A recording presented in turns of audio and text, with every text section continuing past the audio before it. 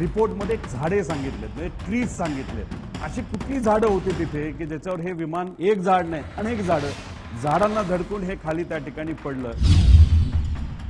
कुठंच तिथं झाड दिसत नाही. हे झुडूप आहे, पण या झुडपाला काही विमान तिथं टच सुद्धा झालं नव्हतं. इथं रिपोर्टमध्ये तुम्ही बघितलं असेल, चर्चा एका झाडाची आहे. रिपोर्टमध्ये झाडे सांगितलेत, म्हणजे ट्रीज सांगितलेत.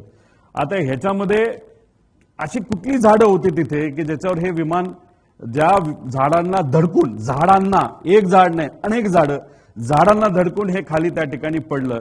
तर याच्यामध्ये आम्ही थोडंसं बघितलं, या बाजूला जिथं हे विमान इथं पडलं होतं, तर इथं कुठंच तिथं झाड दिसत नाही. हे झुडूप आहे, पण या झुडपाला काही विमान तिथं टच सुद्धा झालं नव्हतं. त्यानंतर हे तुम्हाला दिसलं. पुढे घ्या. आता हे माऊली रायते म्हणून लोकल चांगले तिथले पत्रकार आहेत, त्यांनी अख्खा रिपोर्ट आहे, मोठा आहे, आणि ते तेवढा वेळ तुमचा घेणार नाही. पण याच्यामध्ये आपण जर बघितलं तर हा व्हिडिओ आम्ही काढलाय. तिथे हे झुडपं सोडली, पण ही झुडपाची हाईट आणि विमान पडल्याची हाईट ही मॅच त्या ठिकाणी कुठंच होत नाही. त्यामुळे रिपोर्टमध्ये झाडांना धडकलं, इथंच या एआयबीचं चूक त्या ठिकाणी झालेलं आहे. मग रिपोर्ट द्यायचा म्हणून रिपोर्ट दिला का कुठेतरी झाडांवर जबाबदारी ढकलून द्यायची, असा कुठेतरी केवळवाना प्रयत्न एआयबी कडनं झाला असं आपल्याला म्हणावं लागेल. पुढे आता दुसरं, तिथं असणाऱ्या काही लोकांशी बोलल्यानंतर हे खरं खोटं हे इन्व्हेस्टिगेशन, क्रिमिनल इन्व्हेस्टिगेशन म्हणजे सीआयडीला विचारावं लागेल, नाही तर सीआयबीला.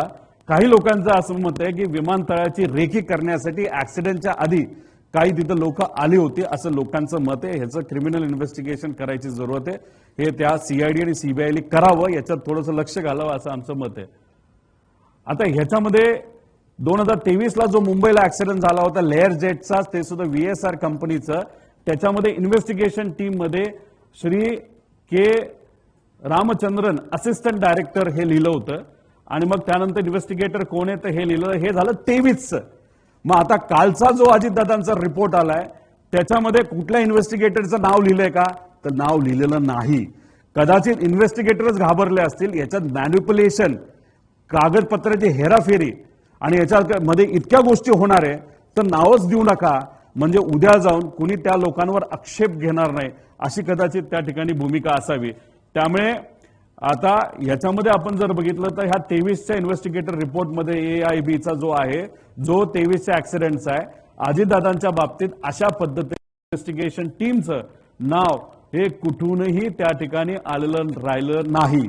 आणि आम्हाला जे कळालं, 23ला जो ऍक्सिडेंट झाला होता, व्हीके सिंकली स्वतःच्या प्रायव्हेटच्या ट्रकमध्ये सगळं जे 23चं जे विमान आहे जे मुंबईत पडलं होतं, ब्लॅक बॉक्स पासून सगळं हे स्वतः हाताळून दिल्लीला नेलं होतं, असं आम्हाला तिथे कळालेलं आहे. त्यामुळे अजितदादांच्या बाबतीत इन्व्हेस्टिगेशन टीम का नाही, असा एक खूप मोठा प्रश्न आम्हा सगळ्यांना आहे. आणि हा भेदभाव दादांच्या बाबतीतच का तिथं केला जातो, ही शंका, नाहीतर ही भावना आमच्या सगळ्यांची आहे. आता पूर्वी लेजर 45 द्यायचे, पण रिपोर्टमध्ये 45 XR हे त्या ठिकाणी आलेलं आहे. म्हणजे पूर्वी ते चुकत होते आणि आम्ही जे सांगत होते बरोबर होतं, आता कुठेतरी सिद्ध होतं. पुढे आता याच्यामध्ये तुम्ही म्हणाल एआयबी म्हणजे खूप मस्त बॉडी आहे, चांगली बॉडी आहे, इन्व्हेस्टिगेशन तिथं चालू आहे.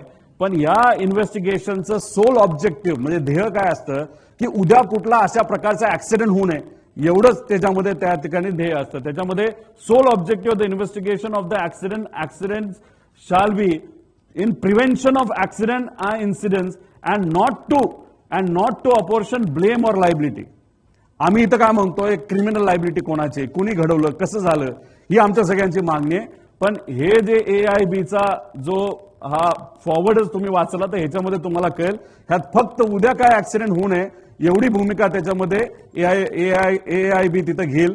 म्हणजे एक्स्ट्रा कॅन ठेवले होते का नव्हते ठेवले, याच्यामध्ये त्यांना काय तशी इंटरेस्ट नाही, असं कुठेतरी तिथं जाणवतं. आणि तीच गोष्ट आम्ही सीआयडीला सांगितली.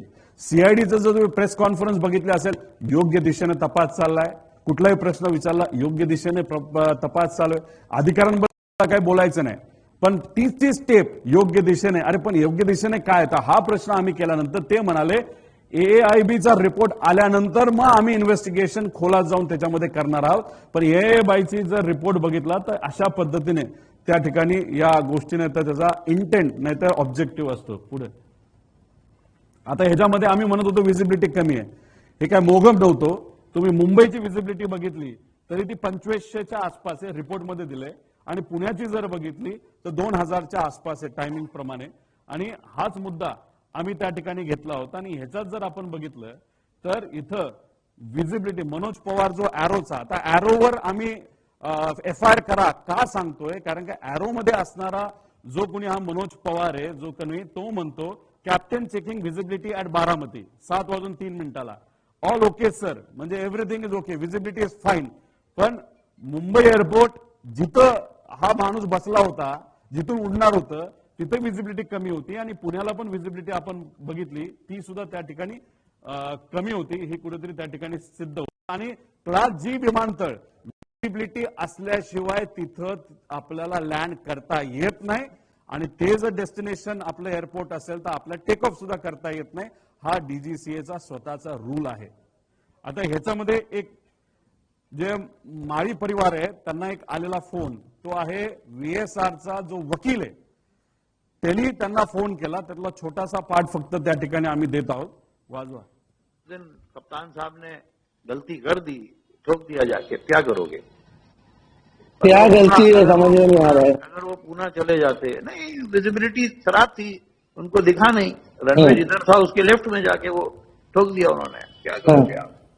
म्हणजे हे इन्शुरन्स वाला फोन करतोय माळी या परिवाराला आणि म्हणतोय की वो कॅप्टनने प्लेन ठोक दिया. म्हणजे अशा पद्धतीची भाषा त्यांची आहे. आणि याच्या आधी मग ते कॅज्युअली या सगळ्या विषयाला वकील सुद्धा कॅज्युअली घेतोय, आणि तो VK सिंग सुद्धा कुठेतरी जो मालक आहे तो कॅज्युअली घेतोय असं आमचं मत आहे. आता हा रिपोर्ट आहे, हा सॅटेलाइट रिपोर्ट असतो, हा आपल्या त्या ठिकाणी मिळतो. पुणे विमानतळ हद्द 55 नॉटिकल माइल्स असते, आणि बारामती हे 44 मध्ये येतं. तर आमचा प्रश्न आहे, पुण्याला या विमानाला बारामतीकडे जायला परवानगी कशी दिली ATCला, हा सुद्धा आमचा प्रश्न आहे. मुंबईवाल्यांनी टेक ऑफ कसं करून दिलं हे इन्व्हेस्टिगेशन मध्ये आलं पाहिजे, नाहीतर AIBली हे बघायला पाहिजे होतं. ते दुर्दैवाने या रिपोर्टमध्ये बघितलं नाही, फक्त सांगितलंय की ही विजिबिलिटी होती, जी विजिबिलिटी 5000 मीटरपेक्षा कमी होती, जी अलाउड नाहीये. पुढे आता दोन्ही पायलट बारामती विमानतळावर लँडिंग, म्हणजे ह्याचा अनुभव होता. दोन्ही पायलट म्हणजे पाठक पायलट पण आणि तो जो कपूर होता, या दोघांना या विमानतळाबद्दलची त्या ठिकाणी सगळी माहिती होती की कसं लँड होणार आहे. 29